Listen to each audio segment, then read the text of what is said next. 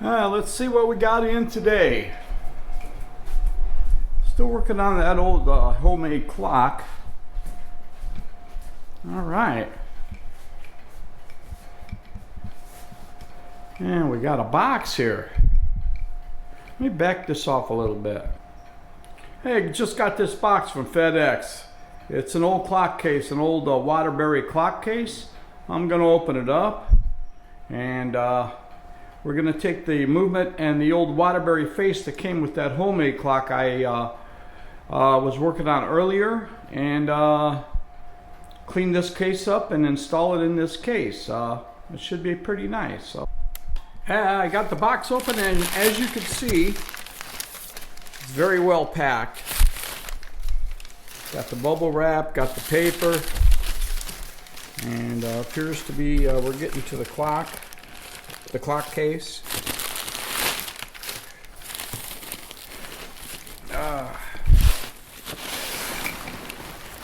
Very well packed.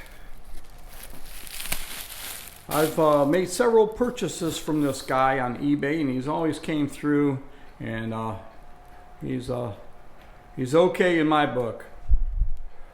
Let me get it out so we can see what we got. Okay, here's the clock. Very simple but very nice. I'm going to clean that up and put that movement in there, and it should be a nice clock. As you can see, the box and the paper and all the packing are gone.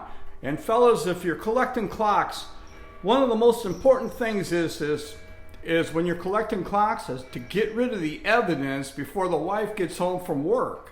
Then you go ahead and you build your clock, and when she sees it, you can always say, hey, I've had that one for a while. See, that's an important tip right there. All right, we'll take it down the old workshop down in the basement cave and see if we can't put this thing together, see what we got.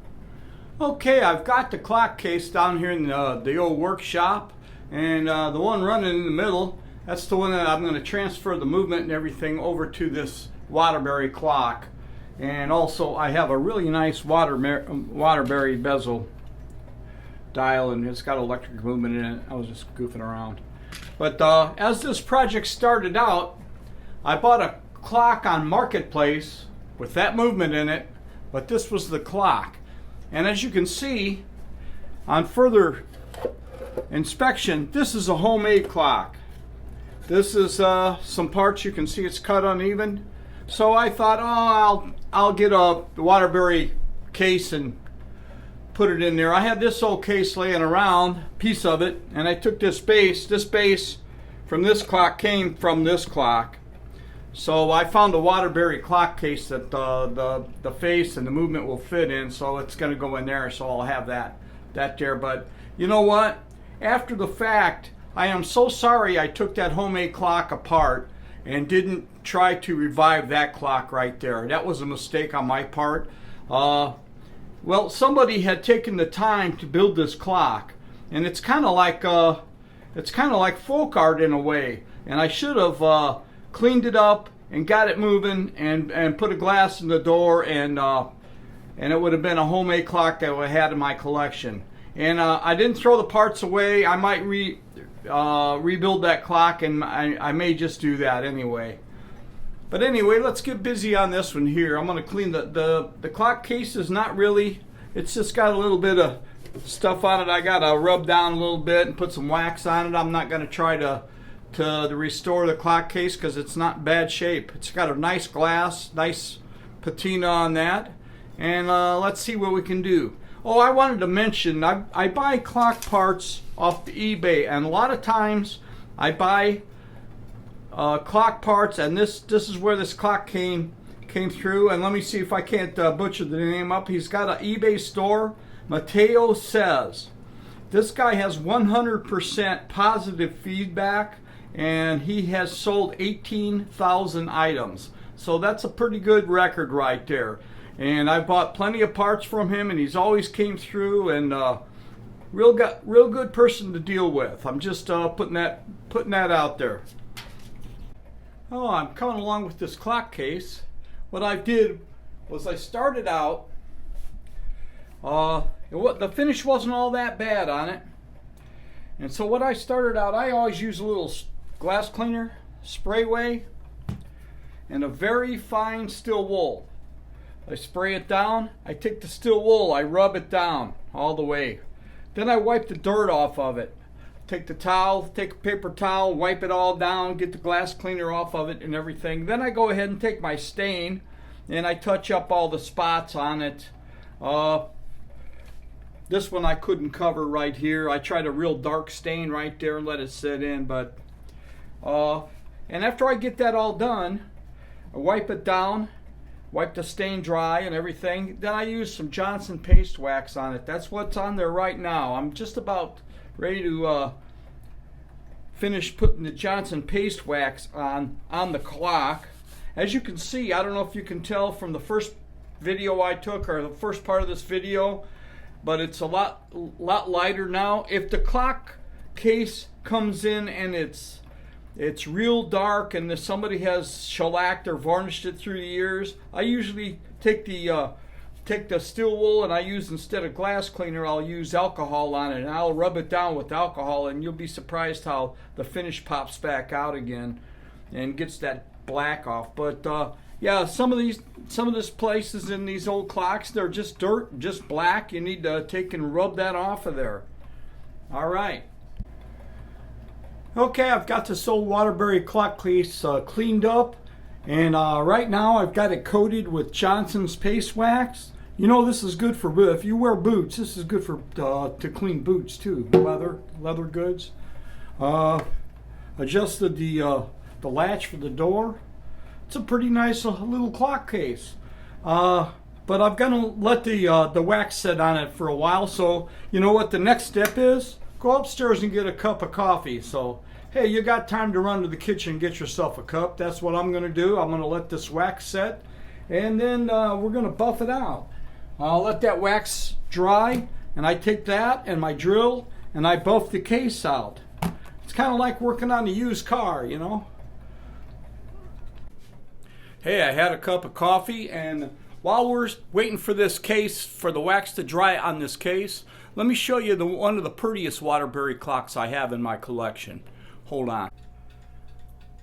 Here's a Waterbury clock we display here in our foyer, and it's a Dewart model. I think it's late 1800s, early 1900s.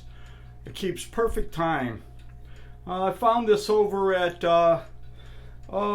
Picker's Paradise in Niles, Michigan is where this clock came from. We've had it for a while, but I just think it's a pretty clock. It's my opinion. Maybe you don't think it's the prettiest clock, but yeah, we kind of like it. And our nicer clocks we try to display upstairs. Here is a few of my other Waterbury clocks. That one is one I've had for a while. We're in the basement now. This is a 30-hour clock right here. Now this Waterbury is a 30-hour clock, and it's a strange thing. Before it gongs the hour, right about 5 minutes before it gongs the hour, it strikes one time. Then it'll move up to the hour and it'll strike the hour. And funny thing, when I first got this clock, that does not chime 12 times. It will go from 11, then when it hits 12, it'll hit once. Then when it gets on 12, it will not strike. Then it'll go to 1 o'clock, it'll strike once, and then it'll strike 1 on the hour. And I thought there was something wrong with the clock, but it was obvious when I got it apart. There is no, on the counter wheel, there is no place for a 12 on the counter wheel. So I know it's an early clock. This is also a Waterbury clock here. Now this is a Waterbury clock we display in our kitchen, and it's a calendar clock, and it has a barometer and a thermometer on it. Now this may be the most beautiful clock we have as far as Waterbury, but I kind of like the other one. This one's been on our kitchen for quite a while. We found this on Marketplace. The click ratchet was bad on the spring, cleaned it up, found the barometer, found the thermometer for it. It's a Gibson is the model, and probably early 1900s, late 1800s, something like that.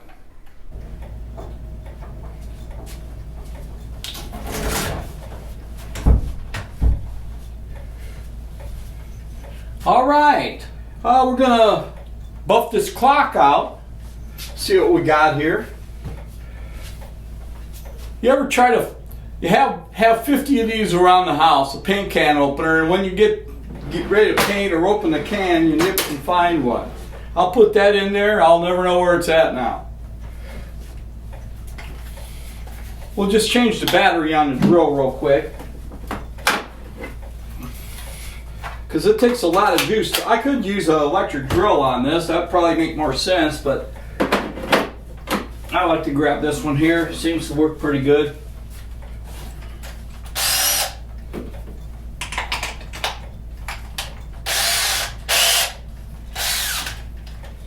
Okay, not to do any damage, but let's lay the clock down and see what we got here. Alright, ready? Feels dry. I'll put it on 1, get it spinning.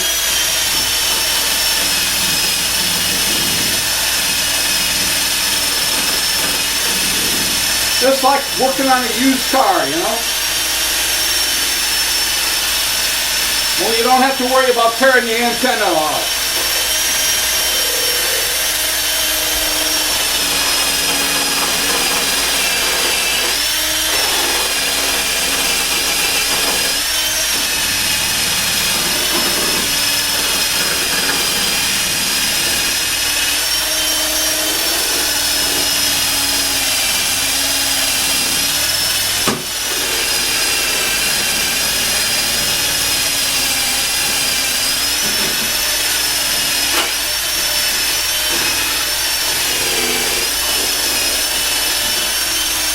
You can't get every nook and cranny with this, but you can get, for the most part, you can get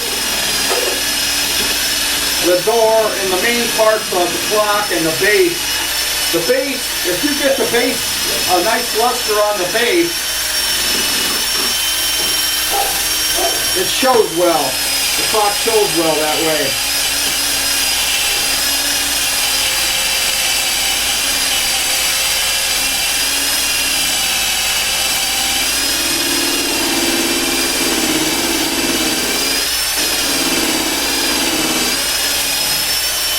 Sneak a little inside here,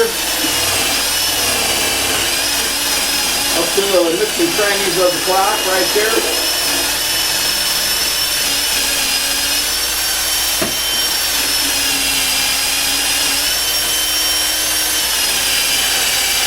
I know this is like watching paint dry right here, but this is how we detail it out.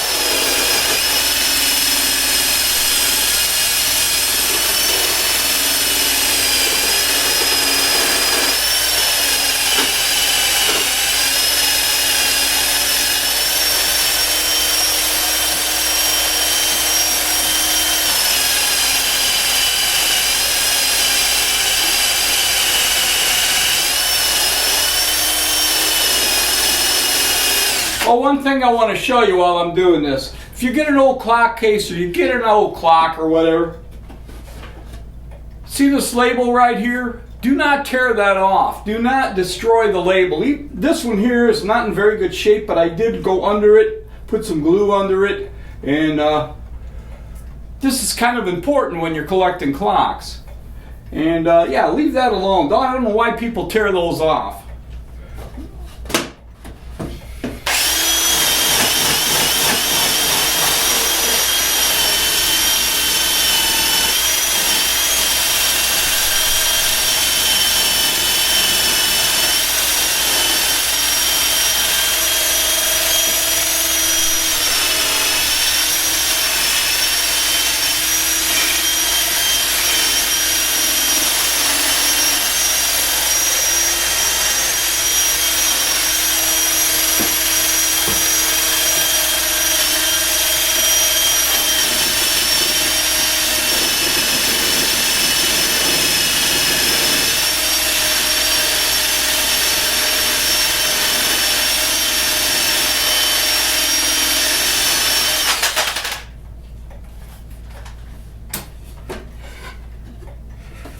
I'm going to do the other side, but make sure the door is fastened. You don't want to break the beautiful glass, although I do have another Waterbury door somewhere hidden around somewhere, but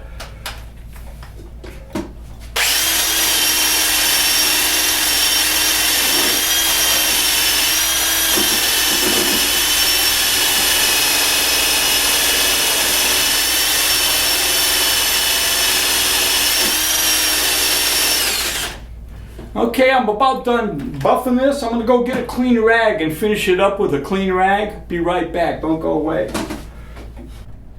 Okay, I'm finished detailing this clock case out. That's about as good as I can get it. Let's step a little closer here. Open it up. It's a pretty nice clock case. Very simple design on the top there, but nice wood. And that's what you get when you polish the clock up and detail it out. I mean, I didn't refinish it or anything. I just polished it up. Sure, it's got a few imperfections here and there, but it's an old clock case. We're going to go ahead and put it together. There is the name of the model of this clock on the back, and I'm not real sure how to even pronounce that, but it's Xerxes. I'm going to go find that, look it up and see what we got there. Okay, I went upstairs for a minute, tried to do a little research on this clock. Xerxes.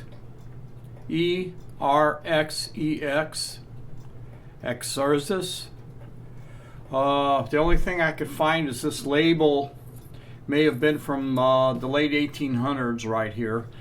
I did find a clock that's listed on Facebook, very similar, same label on the back. It had a little bit different crown top molding on it. This one doesn't look like it's been made or it's been changed or anything. It's even got a wormhole or two in it. That's a good thing, I guess. But anyway, couldn't find anything about it. Late 1800s, probably up until 1901 or 5 or something. Also, let me touch base on here. If you get an old kitchen clock or an old parlor clock and you have trouble with the latch sliding around, there's a couple of things you can do to that. Let me lay the clock down here so you can see what's going on. There's a couple of things. I got a brass screw that I put in here. I put a little dab of carpenter's glue under there, and also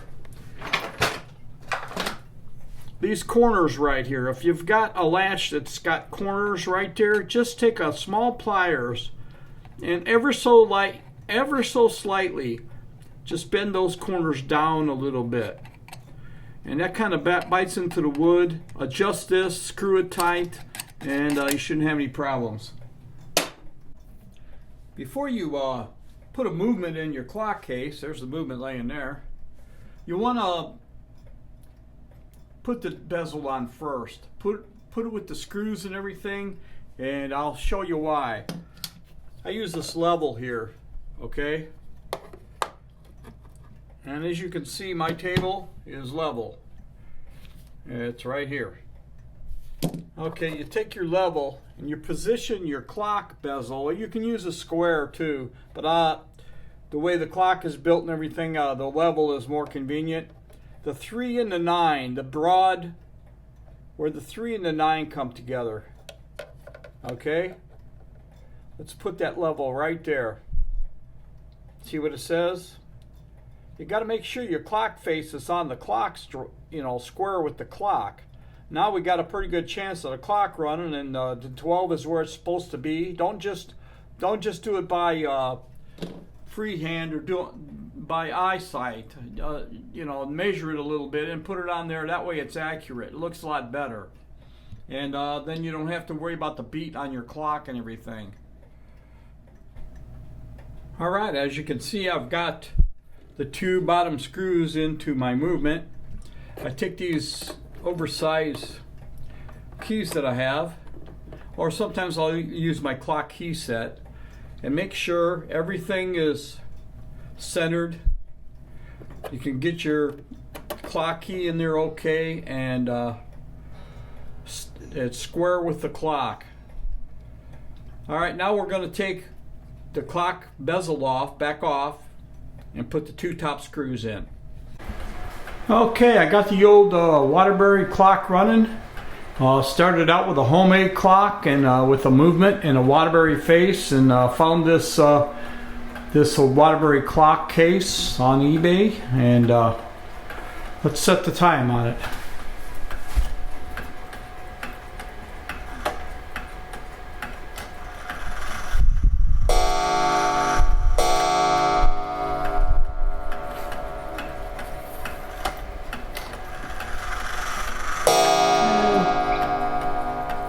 It's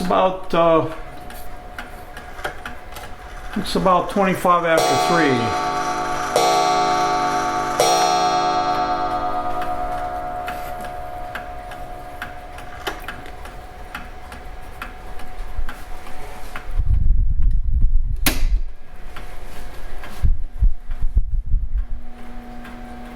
Well, there you have it. Hey, thanks for watching.